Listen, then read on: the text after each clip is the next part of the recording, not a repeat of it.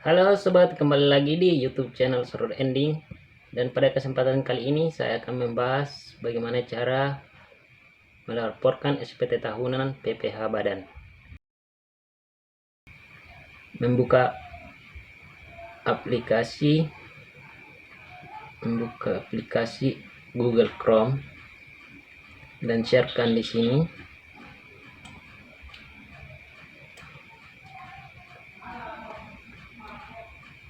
https://djp.pajak.go.id. Oke, seperti ini. Di sini masukkan NPWP, kemudian masukkan paspor EPIN, kemudian di sini masukkan kode, baru klik login.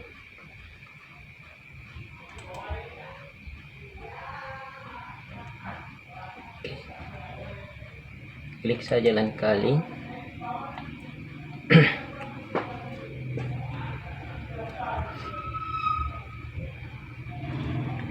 Baik, dan pada menu kali ini kita klik lapor, baru pilih e-form PDF. Sekarang itu melaporkan SPT tahunan PPh Badan menggunakan e-form PDF. Langsung saja klik di sini.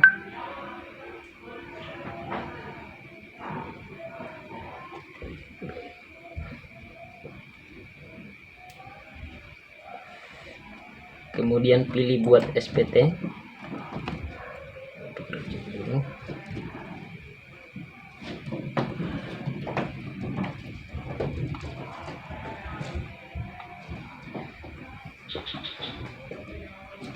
Kemudian pilih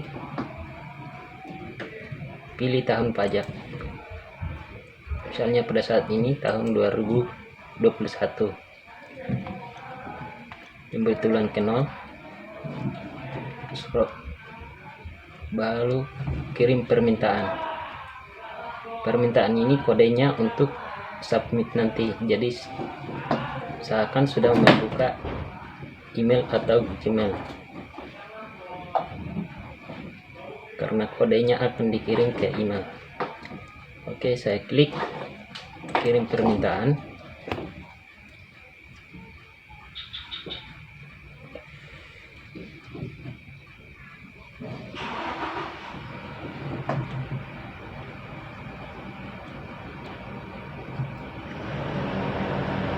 Unduh formulir dan kirim token telah berhasil. Berarti tokennya sudah dikirim ke email. Ini sudah masuk ya di email. Lalu kita klik tutup. Kita lihat di download. Saya akan kopikan ke folder. Kemudian filenya ini hanya bisa dibuka dengan PDF reader. Jadi usahakan atau sudah menginstal aplikasi PDF reader. Saya klik kanan, open wide, Adobe Acrobat Reader DC. Di sini saya menggunakan di sini. Saya klik begini.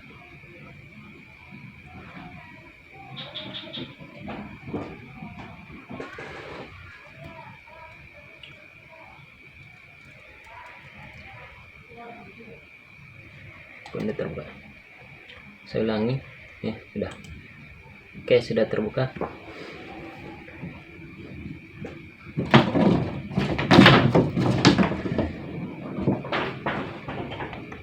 Oke, baik. Langsung saja kita masuk pada pengisiannya.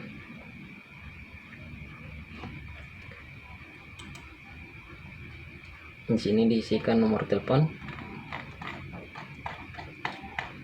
Dan untuk melaporkan SPT tahunan PPh Badan, langsung saja kita klik di sini.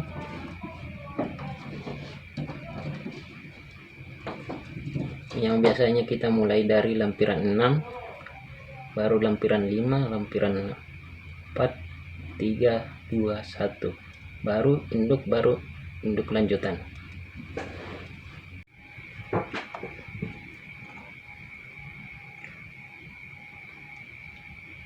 Baik, langsung saja kita masuk di tutorial pengisiannya.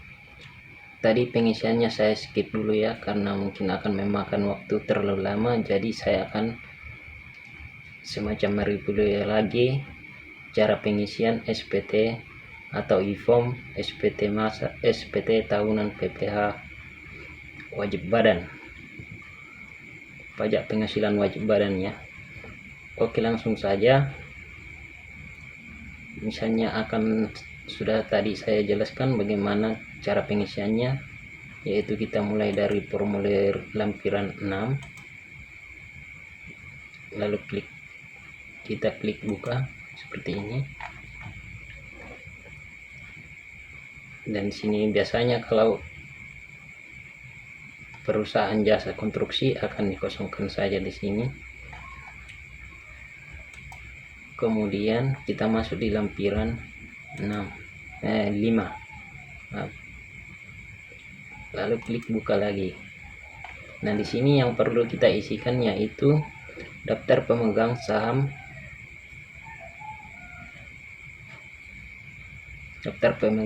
atau pemilik modal, yaitu nama,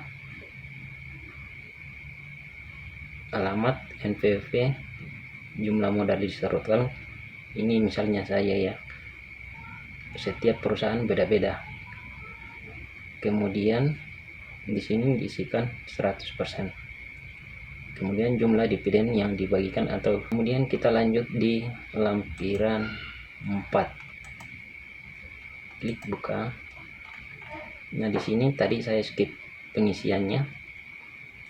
Lampiran 4 ini kita berdasarkan pada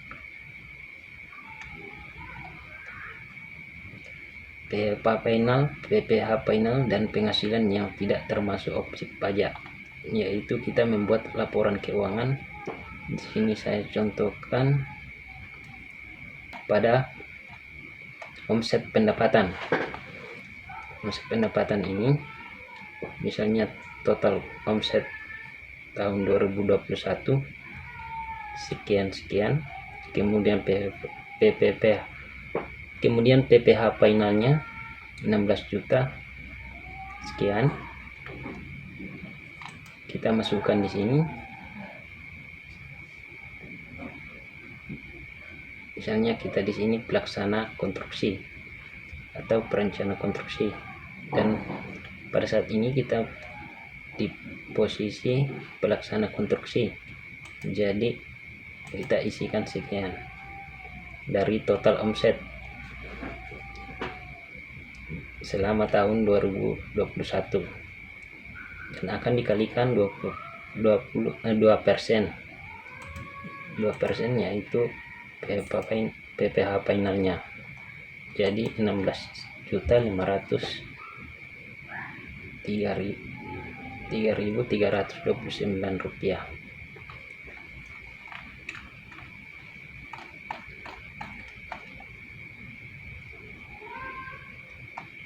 Jadi kita berpatokan pada omset, yaitu kita klik di sini omsetnya, total omsetnya yang di sini isikan di sini. Kemudian PPh finalnya itu sini.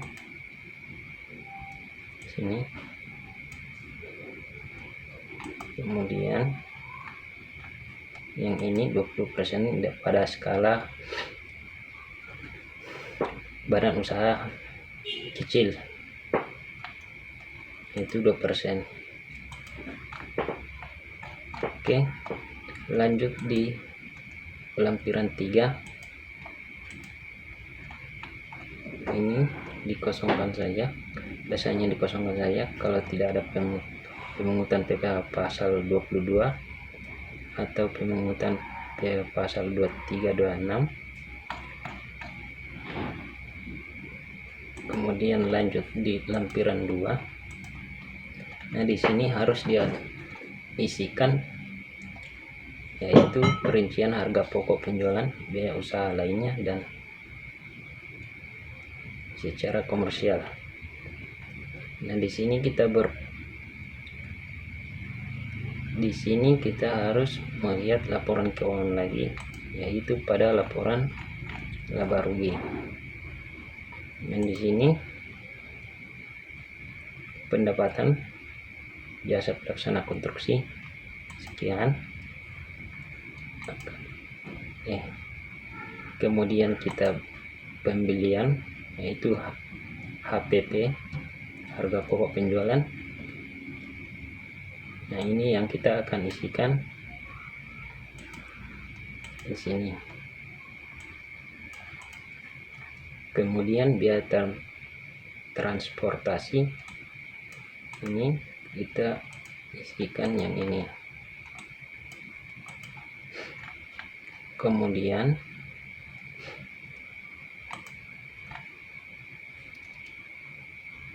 biaya-biaya lainnya atau biaya umum administrasi lainnya, yaitu sekian. Yang ini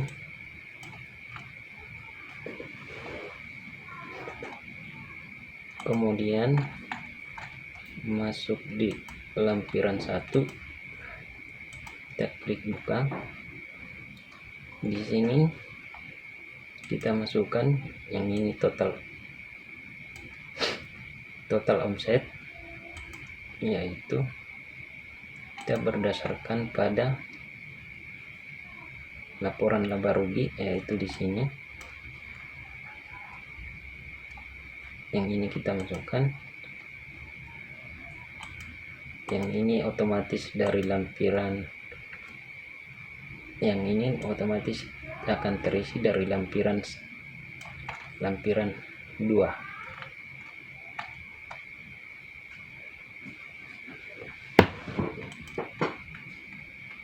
Kemudian di sini akan dituliskan sekian penghasilan yang dikenakan PPh final yang tidak termasuk objek pajak.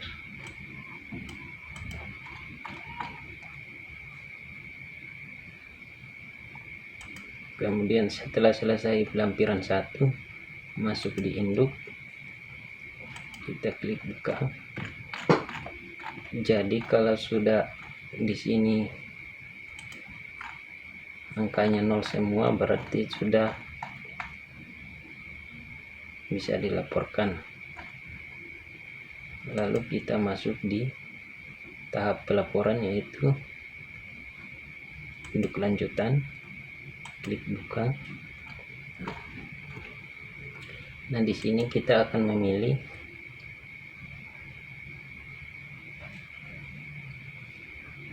biasanya kalau saya memilih lampiran A, non kualifikasi atau perusahaan dagang atau perusahaan industri juga boleh. Tapi di sini saya memilih non kualifikasi. Lalu kita buka. Kemudian di sini kita akan mengisikan dengan berpatokan pada neraca yang kita buat, yaitu contohnya pada di sini yang ini. Kemudian di bawahnya lagi ada elemen dari laporan laba rugi, yaitu kita berpatokan lagi pada laporan keuangan yang kita buat, yaitu laporan laba rugi. Oke. Misalnya di sini penjualan bersih, yang bersihnya ini kita isikan dengan yang ini.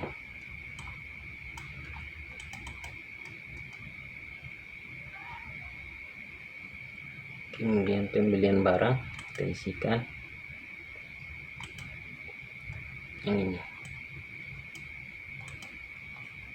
sampai laba bersih sama dengan di laporan laba rugi 108.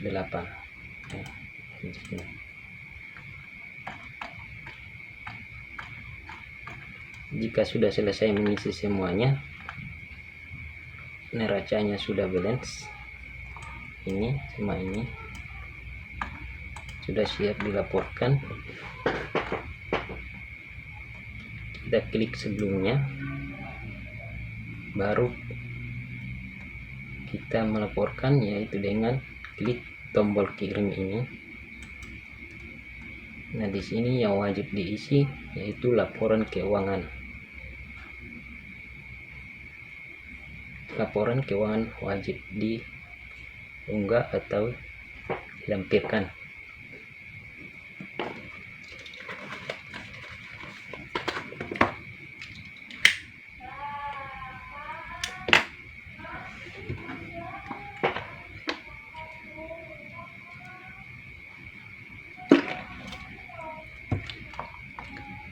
Kemudian kita klik unggah, kemudian kita cari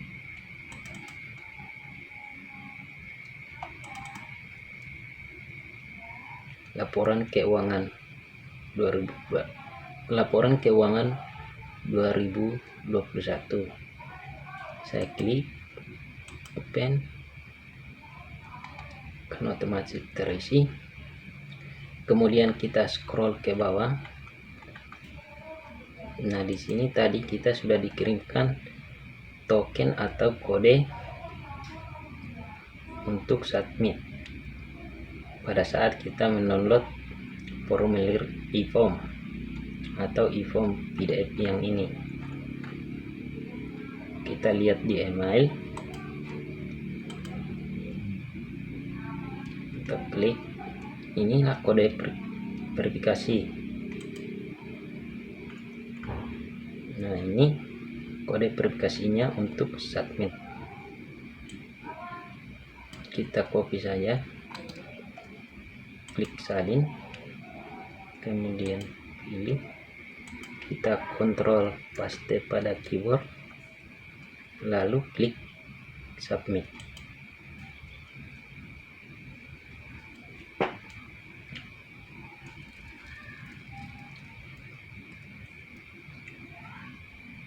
Nah, kalau sudah di sini submit SPT berhasil, silakan cek email Anda untuk melihat tanda bukti penerimaan elektronik.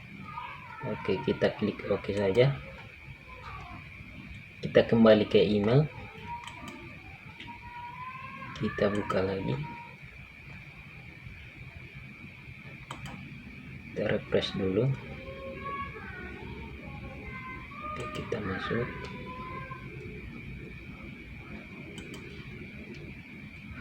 Nah, di sini biasanya masuk beberapa, kita menunggu beberapa saat ya. Nah, inilah bukti pelaporan SPT tahunan kita tahun 2021 dengan status nil atau 0.